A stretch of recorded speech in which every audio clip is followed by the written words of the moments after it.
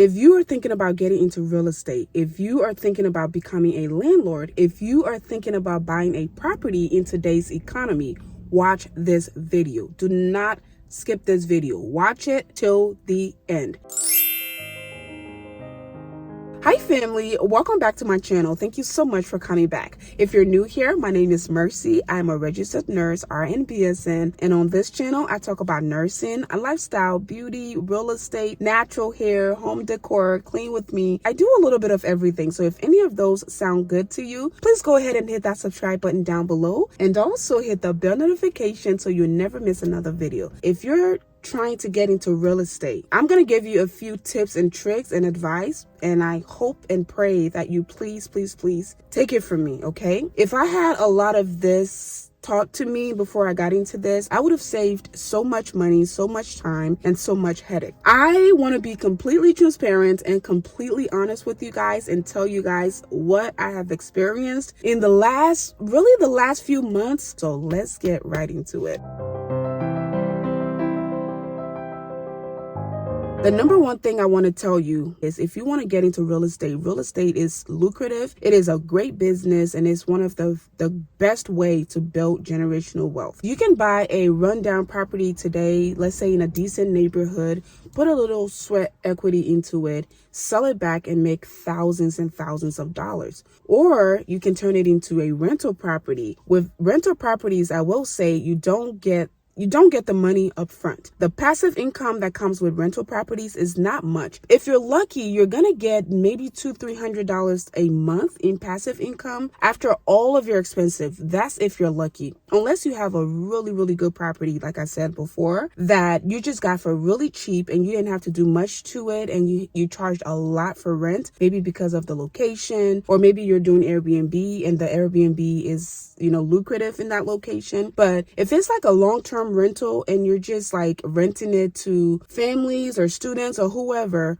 the cash flow is not enough to write home about. Okay, you have to have a few of them to be able to add them together to then be able to say, okay, I make a lot of money through my rental properties. Where your money is going to come from is holding that property, building equity in it, so that if you go to sell it, or you can leverage it as a refinance, you can HELOC. All of these terms you can look up on YouTube here. There's a lot you can do, but as far as getting the month-to-month income from one property that's going to pay off all your bills, no, that's not going to happen. That's number one. That's something to keep in mind. Is it worth it? Absolutely. Do I still want to keep doing this? Absolutely. I love it. I love what I do because, again, I'm doing something for myself and my family that wasn't done for me when I was younger because of lack of opportunity. So I feel like I have the opportunity to do that. I have the resources to do it, so I'm going to do it. The second thing I want to tell you guys is if you are getting into real estate, heavily screen your tenants. I don't care who it is. I don't care if it's your great grandmother. I don't care if it's your best friend from work. I don't care if it's your teacher from high school. I don't care who it is. Screen your tenants. This is going to save you a whole lot of time, a whole lot of headache, and it's going to save your relationships as well. Because a lot of times when people get into these business relationships with people, sometimes the intentions are good. On both sides, right? The tenant's intentions might be good. They just need a place to stay and they plan on paying you and doing all of these things. And your intention might be good because you think you're helping someone, you're helping a friend, a family, or whatever. But it could go south very fast because of lack of resources. Maybe you rented a house that is worth $5,000 to a family member and you just want to help them out, and you're charging them, I don't know, the exact same $5,000 because you just want them to be able to pay their rent, right? And you don't want to make anything off of it.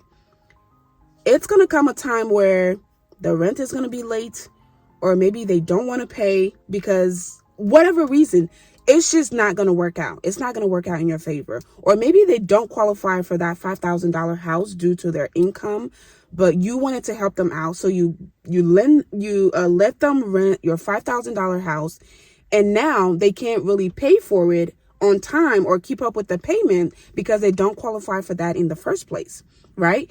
There could be so many things that could go wrong. And that is why screening your tenants is very, very important. And by screening, I mean background check, make sure their income is, I think it's supposed to be 3 times your rent. Make sure they have enough income. Make sure you screen everybody, background checks, eviction, bankruptcy, like all of those things. Make sure you screen your tenants very, very well so you can know what you're getting into. I don't care who it is. I don't care who it is. I'm telling you, this is going to save you a lot of time and it's going to save you a lot of money. Another thing I want to tell you guys, and this is related to real estate and it's also related to anything in life. Never, ever, ever do business with family. You are going to regret it. And again, this is for both sides. If you want to save your relationships, if you want to save your friendships, never, ever do business with family because it is going to come back and bite you in the you know what. It just has a way of doing it. You can help family. If you have money, you can help family. If you want to help them out, if they're down on their luck, you want to help them out, you want to be a blessing. You can do all of that with family, but never ever involve family in your business. It's not going to turn out right. Don't rent your property to your friends, your family, your cousin, your coworker. You want to work with complete strangers so that it's all business. You screen them like you're supposed to. You make sure that they're able to pay their mortgage, everything. They have insurance. They have everything that they need. Total strangers so that if you need to make a decision, you can make it without bias. And you can also make it without ruining that relationship that you have with said family member or friends. Family members and friends have a way of taking advantage of you if they feel like, okay, this is not a real landlord, or this is not a real business person, or this is not a stranger. So I can get away with certain things. Maybe I can tell them, can I pay your rent in 3 months? I don't have money right now. They have a way of trying to get off or get over on you. Right? And again, sometimes this is not intentional, but sometimes it is. So to avoid all of that, don't do business with family. Don't rent your property with family, and just screen everybody the proper way, the professional way. If you ask me, due to my experience, I'd rather work with total strangers when it comes to business. Again, I'm not talking about helping people, helping your family, your friends, giving them money or doing this and that. That's not what I'm talking about here. I'm talking about business. If you're doing business, stay away from friends and family. They will be the one to ruin your business and ruin the relationship you do have with them, even if the intention at the start was pure. All right. The last tip I want to say, never ever borrow money to family or friends. That goes without saying. Never ever borrow money to family or friends. If a family member or a friend comes to you and asks you for money, again, maybe they are down on their luck. Maybe they have something going on. Maybe they are just going through it. If they ask you for a certain amount of money, if you don't have that amount of money, but you still want to help, tell them, hey, this is what I can help with, and I don't expect it back. But never, ever, ever loan anybody, especially your friends and family, money. That, again, you're going to regret. You are going to regret it, because when it comes time to pay back, you're going to be embarrassed to ask for that money back. And then they're going to feel like you're harassing them. They're going to feel like you're greedy. They're going to feel like you're money hungry. They're going to feel entitled to that money you gave them.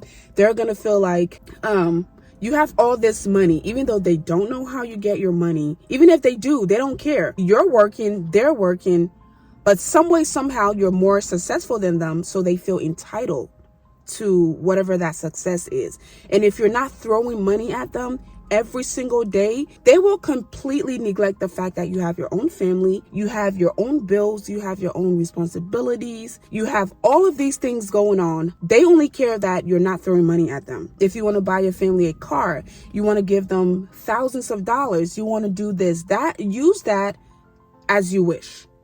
But never ever borrow family money. I do respect, my tenants. I do respect all of that, but I do also have a story to tell, and this is part of my experience. And I have made a lot of mistakes through these processes, and I have the right to to not only tell my story, but also to advise you guys, because this is what my channel and my whole social media is about, for my followers and supporters to learn through my experience. I would be completely dishonest if I just acted like everything was fine and dandy, because it's not. Am I winning at the end of the day? I am, because again, if I choose to sell my house today, I will make the money that I will make double, triple, quadruple the money that I have put into it throughout the years. But is it coming to me on a monthly basis? No, it's not. I'm basically just making ends meet, if that makes sense, with my property. And it would take me getting a tenant in here and having that tenant stay for at least a few years for me to really start seeing profit. And that would also mean that nothing big goes wrong, like the HVAC system or the heating and cooling system. I think that's the same thing. Or having to change the roof, having to renovate a whole kitchen, bathroom, things like that. It would take not doing a major maintenance thing for me to even see any of that monthly money that comes in. Okay, so again, if you're thinking about going into real estate, it is such a great thing to do if you do it in the smart way, if you learn, if you surround yourself with people who are already doing it and are successful at it. If you're watching videos like these to actually learn what to avoid, you can actually be lucrative doing this. You can actually make a lot of money through real estate, because you'll do it, rinse and repeat, to the point where you'll be at a spot where now your rental properties are paying off all of your bills, and you are building equity, tons and tons of equity in those properties, to where if you ever decide, okay, I want to sell this house, the house will probably be paid off at that time, and you'll get every single penny. Let's say the house is worth $100,000 when you bought it. 10 years later, it's now worth $300,000, but you have tenants in there who have been paying the mortgage down to the point where it's paid off. This is just an example. If you chose to sell that house, you'll get the $300,000 cash, right? And throughout the years, you may have gotten, like I said, $300-$400 here and there monthly towards, paying your bills or paying one bill in your house. All right, family, that is it for today's video. I hope you enjoyed this car chat. I just wanted to update you all on the rental property, how it's going. I know a lot of you have been asking about it. So that is it, y'all. Thank you all again so much for your love and support. I love you all, and I'll see you all in my next one. Bye.